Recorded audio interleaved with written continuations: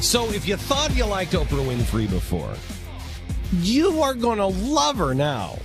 Because remember, she's the every woman. Oh, yeah. She's the biggest fraud, I think of my lifetime. Would you agree with that? She's the biggest fraud ever perpetrated on the American people in my lifetime. Oh, there's so many, though. No. But she's an ongoing total fraud. Yeah. Oh, I mean, she's out there, though. What's she being fraudulent about? She's out there supporting this guy as for president? She's not. No, she's not. Oprah Winfrey declined the White House invitation for a meeting aimed at helping the president sell his health care law. Oh, okay. Well, I like that because she's obviously opposed to the way this thing is being rolled out. She wants it to help people. She sees that it's hurting people.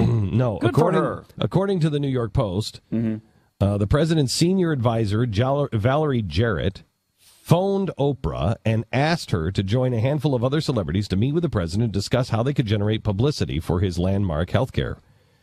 She apparently refused. Quote, all of Oprah's top people thought she would go because when the president invites you to go to the White House, people automatically say yes.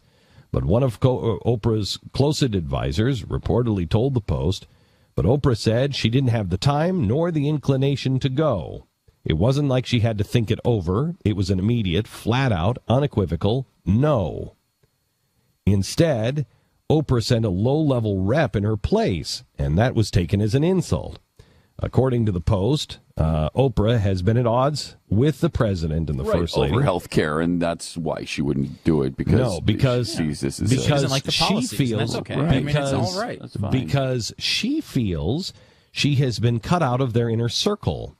Oh, Oprah intended to make her unique White House access as part of her new network, a source close to Oprah said. There were big plans, and a team was put together to come up with proposals that would have been mutually beneficial. But none of that ever happened. Oprah sent notes and a representative to talk to Valerie Jarrett, but nothing ever came of it. It slowly dawned on Oprah that the president and first lady had absolutely no intention of keeping their word of bringing her and the network into their confidence. She's pissed because she doesn't have access. So it's hard to blame her for not helping. She is the every woman. She's the every woman. She's not worried about, she doesn't care about you or anybody else. And that is exactly the same way all of these people are. The unions, look, you bring me in on the inside, I'll support you on this. Punish our enemies and help those who have helped us. Now, I don't know what Oprah ever did other than well, she campaigned for him. Yeah, no, I know that. But I think this is, what did she ever do wrong? Oh, I don't know. I don't think there's a love with Michelle.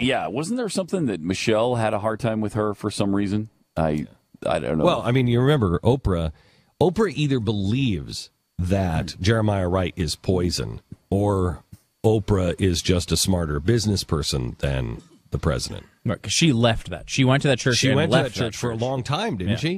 It was a decent amount of time. Yeah, it was years. Yeah. Yeah, so, I mean, it doesn't take you, really, it takes you a few years to figure out. But she went for a few years, and then she actually went to the president. Boy, I'm having a really hard time because Jeffy jinxed this thing. Oh, yeah. We are 21 hours in, 21 broadcast hours of not saying the president's name. No one having a fine. If we get through this hour, we've set a new record. Yeah.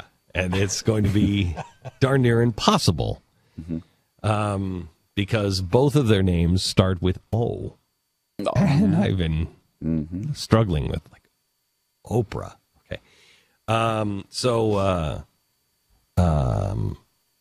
I think that there is a problem that she was either smarter, and I personally think that Michelle wants to be. I think Michelle is much more of a revolutionary than he is. I mean, I think they both believe it, but I think she would be much more open about it. She already has. And she'd be much more open about it. And she's much more, I think Oprah is like, let's change the world and let's put these racists in their place. And all white people apparently are racist. I don't know. what she believes. I know what the president's father believes, and I know how the president feels about white culture because I've read his book. What page was that, Pat? Trying to think of what page. It's like 212 or something like that. Yeah, it was on there 3 times on the same page about white culture. Yeah, about white culture and about how bad it is, and that's just how white people will do you. Anyway, I think that there's no love lost between the women, the Valerie Jarrett, the Mrs. and Oprah. And the women stopped Oprah from coming in.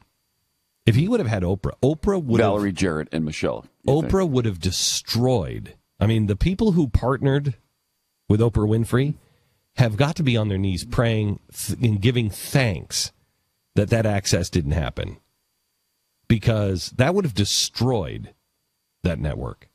I mean, Oprah destroyed it pretty much herself, but don't you think?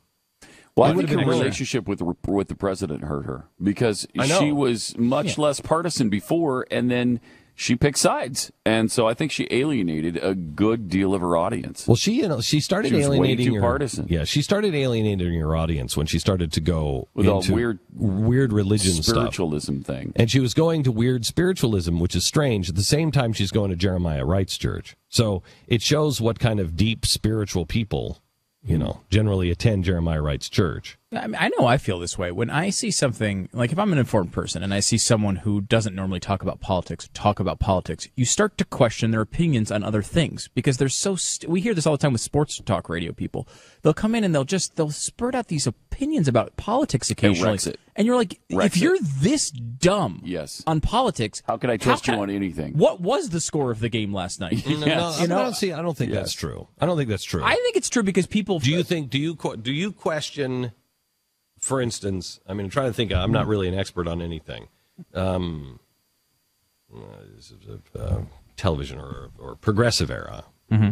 Do you question me when I start talking about? Do you question what I know about the progressive era when you hear me talk about sports? No, it doesn't work the other way in reverse. Why? For some reason. I don't know. No, it's just a universal truth. Because you're not saying that. And you've never claimed to be an expert in. Yeah, that's the point. You're not acting as an authoritative person on the inner workings of sports. They are on politics. And then all of a sudden, so in other words, like Bob Costas. Yeah, then they start claiming they're experts and start lecturing us and pontificating to us. And wouldn't you say politics. That if you're watching Oprah, how good is that recipe?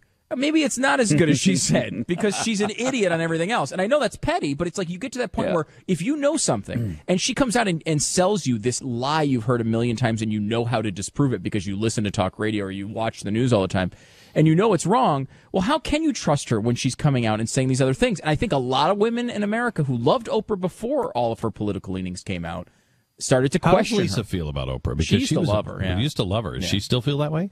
She never watches I don't know what level of show she does anymore. She occasionally has big interviews that she'll watch, but it's not. It's occasional, and it's not that obsession. Like, I'm a fan, I'm watching all the stuff.